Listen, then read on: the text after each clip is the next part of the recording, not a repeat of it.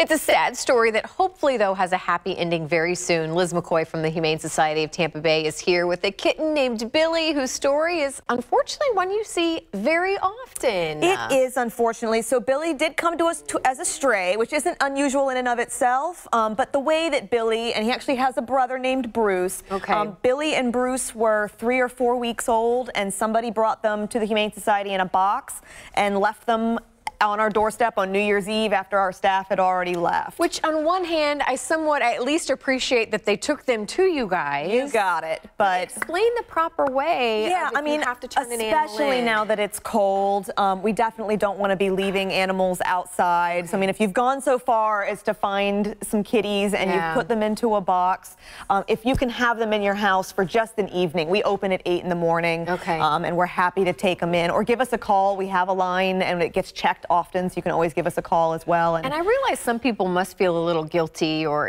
maybe they're not wanting to open up maybe about what happened, but that is important, I would imagine. It is. I mean, the more information that we have about an animal, the easier it is for us to care for it. We know where their needs might be medically.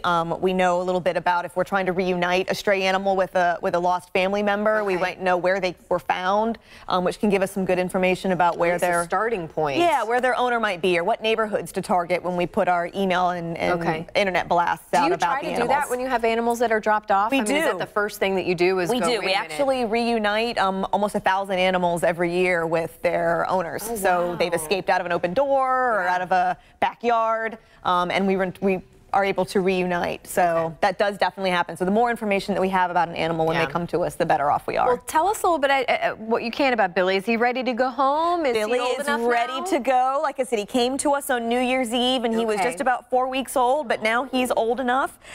He is just chilling. He is mega chill.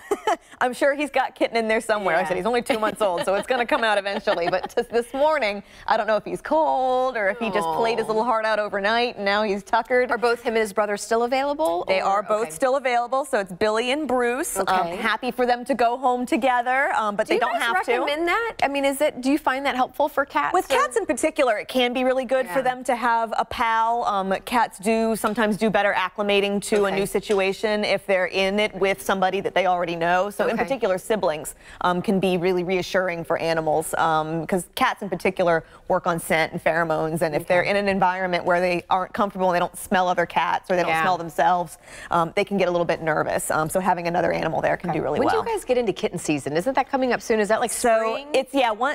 Cats like to sort of get together when it's hot outside. So once it starts to get much warmer outside, we'll start to see a lot more kittens rolling in. Hey, you guys are getting ready to break ground. We are. So anybody that's going to come and visit us anytime soon is going to notice that things are changing. We're taking some buildings away from our campus, preparing for when we're going to break ground, hopefully in March, on our brand new shelter building. The new building is on the same property as our current shelter, so we're going to be building, but we're going to be staying open. You will stay open for the entire process? So people might come by and they might notice construction fences up and pardon our dust signs that are around, but we are open. We will remain open the entire time. They can hop onto our website, humanesocietytampa.org, to keep up with everything that's going on with the new shelter and the progress. But again, we just want to make sure people know that we're not going anywhere. We're going to be on that same property all through construction. Just a couple seconds left. Anything that you guys are in need of right now? We are always in need of food. That's always, I think I talked last week that we're opening up our food assistance program to furloughed federal employees. So that's still so the need is still there. And so anytime anybody wants to come and donate food or anything easy like old towels, old blankets, always happy to have it. You can find a warm home soon. Like, seriously, chill. The most chill kitten I've ever seen. I love it. Thanks so much for coming in. Always a pleasure.